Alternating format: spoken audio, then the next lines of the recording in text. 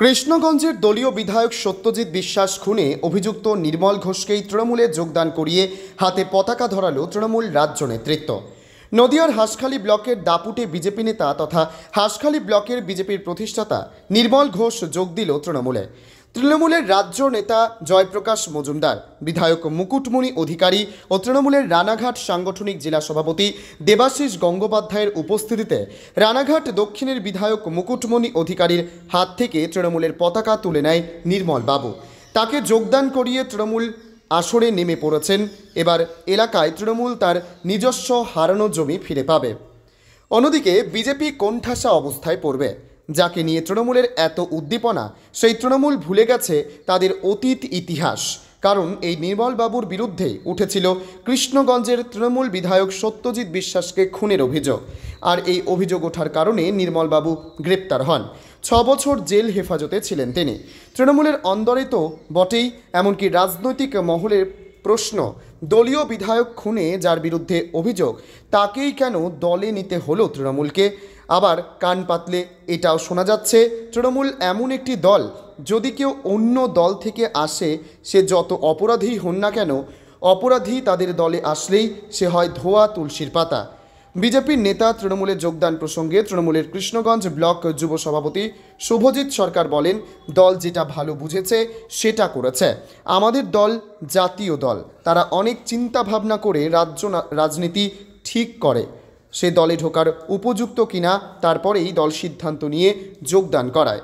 তিনি বলেন, দল যে সিদ্ধান্ত নেয় আমরা তা মেনে চলি। এ ব্যাপারে বিজেপির জেলার নেতা অমিত প্রামাণিক বলেন, এটা খুবই হাস্যকর ব্যাপার যে বিজেপি নেতা তৃণমূল দ্বারা অত্যাচারিত হয়ে 6 বছর জেল খেটে বেকসুর খালাস হয়ে বাড়ি ফিরলেন। যিনি তৃণমূল দ্বারা অত্যাচারিত হয়ে জেল খেটে ফিরলেন, তিনাকে আবার তৃণমূল পতাকা হাতে জয়েন করালেন। যে তৃণমূলরা অভিযোগ করেন বিজেপি মানে ওয়াশিং মেশিন, তৃণমূল থেকে বিজেপিতে গেলেই সমস্ত পাপ ধুয়ে যায়, তাদের জেনে রাখা উচিত তাদের বিধায়ক খুনের আসামিকে দলীয় পতাকা নিয়ে যোগদান করাচ্ছেন। তৃণমূল রাজ্যে যে দুর্বৃত্তদের স্বর্গরাজ্যে পরিণত হয়েছে এটার দ্বারা প্রমাণিত। পাশাপাশি তিনি আরও কি বলেছেন শোনাবো আপনাদের। নদিয়া থেকে গৌতম ঘোষের report, crime press Bengal news.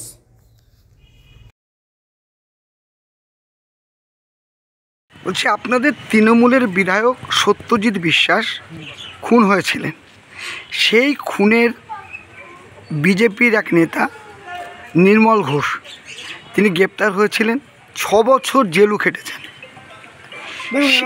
সেই কেসে ঘটনার পর আবার তৃণমূলেই তাকে পতাকা ধরিয়ে যোগদান করে, কি বলবেন এই ব্যাপারটা নিয়ে? দেখুন, এটা দলের জেলা নেতৃত্ব, রাজ্য নেতৃত্বের ব্যাপার। কারণ এখন আমাদের দলে কাউকে জয়েন করাতে গেলে, মানে অন্য দল থেকে আসতে গেলে আমাদের জেলার মারফতে রাজ্যের পারমিশন নিয়ে করতে হয়।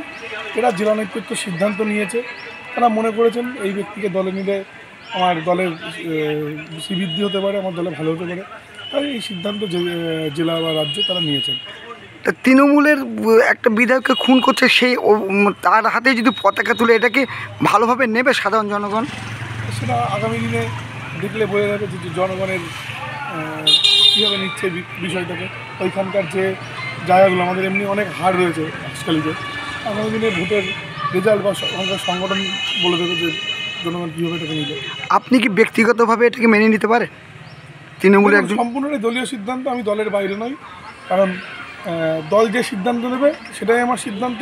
আমি মনে করি যে দল যে সিদ্ধান্ত নেয় অনেকটা বিবেচনা করেই, আমাদের একটা সাংগঠনিক দল অনেক বিবেচনা করে ভাবনা চিন্তা করেই নেয়। তাই আমি দলের যে সিদ্ধান্ত নিই আমার তার বাইরে কিছু বলার নেই। আপনার নাম? শুভদীপ সরকার, সভাপতি, কৃষ্ণগঞ্জ ব্লক তৃণমূল যুব কংগ্রেস। তৃণমূল বিধায়ক সত্যজিৎ বিশ্বাস খুনে বিজেপি নেতা নির্মল ঘোষ 6 বছর জেল খেটেছে, সে ছাড়া পেয়েছে, আবার তৃণমূলই তাকে পতাকা হাতে ধরিয়ে তৃণমূলে জয়েন করেছে, কি বলবেন এটাকে? না, এসব মেনে নেওয়া যায় না। যে আসামি হিসাবে জেল থাকলো তাকে আবার এই দলে জয়েন করানো, এটা ঠিক মেনে নেওয়া যায় না। আপনার নাম? মলাই। দাদা, কৃষ্ণগঞ্জ বিধানসভার তৃণমূলের বিধায়ক সত্যজিৎ বিশ্বাস খুনের গ্রেপ্তার হয়েছিল বিজেপি নেতা নির্মল ঘোষ, তাকে গতকাল তৃণমূলের পতাকা ধরিয়ে জয়েন করলো, কি বলবেন ব্যাপারটাকে নিয়ে? দেখুন, এটা অত্যন্ত হাস্যকর।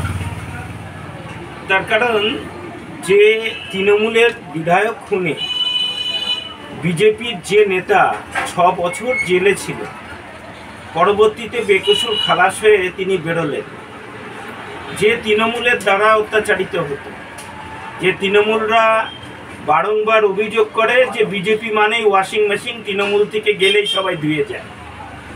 তো সেখানে দাঁড়িয়ে যে তাদের বিধায়ক খুনের একজন আসামিকে তাকে তারা জয়েনিং করাচ্ছে, তাহলে এখানে বুঝতেই পাচ্ছেন বিজেপি যে অভিযোগগুলো করতো দুর্বৃত্তায়নদের স্বর্গরাজ্যে পরিণত হয়েছে ওয়েস্ট বেঙ্গল। তাই যত দুর্বৃত্তায়নদেরকে একত্রীকরণের কাজে তারা লেগেছে। সামনে ভোট আসছে, সেই ভোটের টানে তারা আজকে নির্মল বাবুকে নিয়েছে। বর্তমানে নির্মল বাবুর কোনো জনভিত্তি আছে বলে আমার বিশ্বাস নেই। এক্ষেত্রে কি আপনাদের বিজেপির ক্ষতি হবে বলে মনে করেন? আমার মনে হয় বিজেপির ছাড়ানাও ক্ষতি হবে না, বরং এটা লাভ হয়েছে। তার কারণ নির্মল বাবু বেরোলে অনেকেই বলতো যে সত্য মার্ডার কেসের আসামি, ও একটা দুর্বৃত্তায়ন, মানে বিজেপিতে একটা ওয়াশিং মেশিন, ওখানে ধোয়। যদিও নির্মল বাবুর অনেক অবদান ছিল এই দলটাকে প্রতিষ্ঠা করবার জন্য, তবু এখন তিনার গায়ে কালিমা লিপ্ত হয়েছেন, আর এখন তিনি নিজেই এই দুর্বৃত্তায়নদের সঙ্গে হাতে হাত মিলিয়ে তিনি তৃণমূলে জয়েন করেছেন। সুতরাং তিনি যে দুর্বৃত্তায়ন সেটা তিনি নিজেই প্রমাণ করছেন। আপনারা কি চান? আমরা চাই তিনি ওখানে গেছেন, তিনি সেখানেই সুখে শান্তিতে থাক। এর আগেও আমরা দেখেছি কচুবনে লাথি খাওয়া নেতা, তিনিও ওই মঞ্চে দাঁড়িয়ে তাকে হাতে পতাকা তুলে দিচ্ছেন। তিনিও আর এক দুর্নীতিবাজ, টেটের টাকা পয়সা তুলেছিল, সেই হিসাবপত্র দিতে পারছে না। আমাদের বিজেপি দল একটা স্বচ্ছ দল।